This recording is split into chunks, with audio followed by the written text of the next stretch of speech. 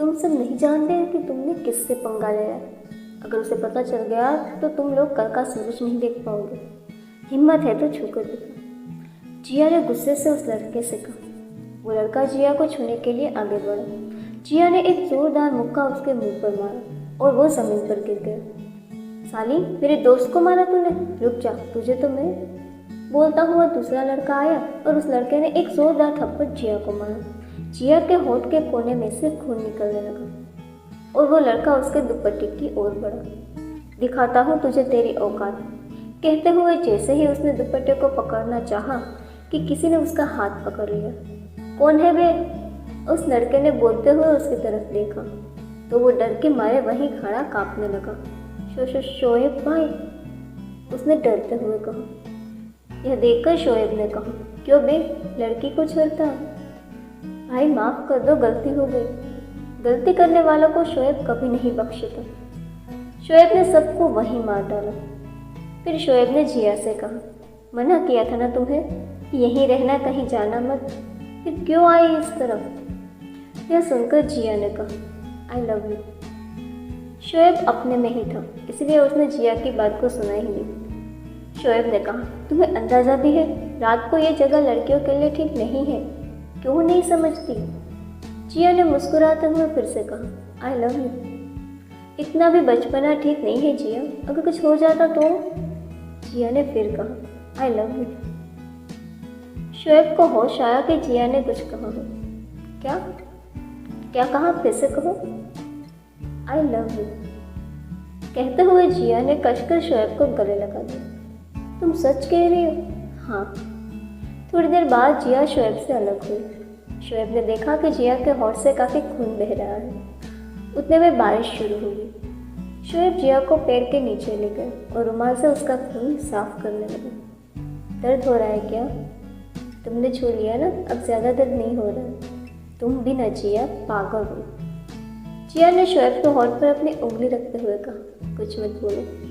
शोएब ने जिया के होठ के कोने को चूमते हुए कहा, इतनी नादानी अच्छी नहीं है जिया, थोड़ी संभल जाओ। यह सुनकर जिया ने कहा, तुम हो ना मुझे संभालने वाली। बातें करते करते जिया ने देखा कि कोई बंदूक ताने दूर खड़ा है और उसने शोएब की ओर शूट किया।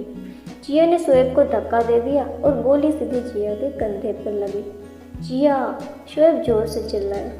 जिया बेहोश हो गई। वो शूटर वहाँ से भाग गए। शोएब जिया को हॉस्पिटल ले गया। कुछ देर बाद डॉक्टर आए। क्या हुआ डॉक्टर? जिया ठीक है ना? चिंता की कोई बात नहीं है, हमने गोली निकाल दी है, 1 घंटे के अंदर उसको होश आ जाएगा। जाकिर और अहमद खबर मिलते ही वहीं आ पहुँचे। भाई क्या हुआ? भाभी ठीक है ना? ये सब कैसे हुआ भाई? यह सुनकर शोएब ने कहा, किसी ने मुझ पर गोली चलानी चाहिए, लेकिन जिया बीच में आ गई। मुझे बचाने के लिए खुद की जान दांव पर लगा दी। भाई ये कौन है जो हाथ धोकर हमारे पीछे पड़ा है?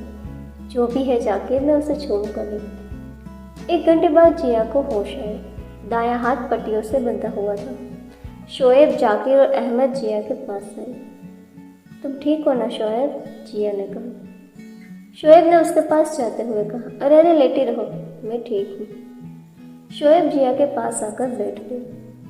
तुम सच में पागल हो जिया, ऐसा कौन करता है? जिया चौहान। यह सुनकर सब हंसने लगे। भाभी अब बहुत अच्छी हो, अहमद ने कहा। यह सुनकर जिया ने कहा, भाभी? हाँ, हम तो कब से आपको भाभी मान चुके हैं। अच्छा? यह सुनकर शोएब ने कहा, बंद करो अपनी बकवास और भागो यहाँ से, जिया को परेशान मत करो। यह सुनकर जाकिर ने कहा, चल भाई अहमद, भाई हुए पराए, दुश्मन हुआ ज़माना। यह सुनकर अहमद ने कहा, हम नहीं, अगर कोई जाएगा तो वो है भाई और भाभी। मतलब?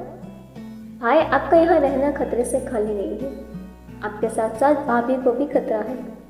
जब तक वो मिल नहीं जाता तब तक आप भाभी को लेकर थोड़ी देर कहीं दूर चले जाओ। यह सुनकर जाकिर ने कहा, अहमद सही कह रहा है भाई, थोड़े दिन के लिए कहीं दूर चले जाओ भाभी को लेकर। यह सुनकर शोएब ने कहा, लेकिन यहाँ काम अधूरा छोड़कर मैं नहीं जा सकता। भाई यहाँ का काम हम संभाल लेंगे, आप बेफिक्र होकर जाइए। यह सुनकर जिया ने कहा, ये लोग सही कह रहे हैं शोएब, मैं रोमा को बोल दूंगी कि मैं किसी काम से शहर से बाहर जा रही हूँ, 1 हफ्ते बाद लौट आऊँगी। ठीक है। थोड़ी देर बाद जाकिर आया। भाई ये लीजिए दो गोवा की टिकट, जाइए और कुछ दिन एंजॉय कीजिए। यहाँ की बिल्कुल चिंता मत कीजिए, हम सब संभाल लेंगे।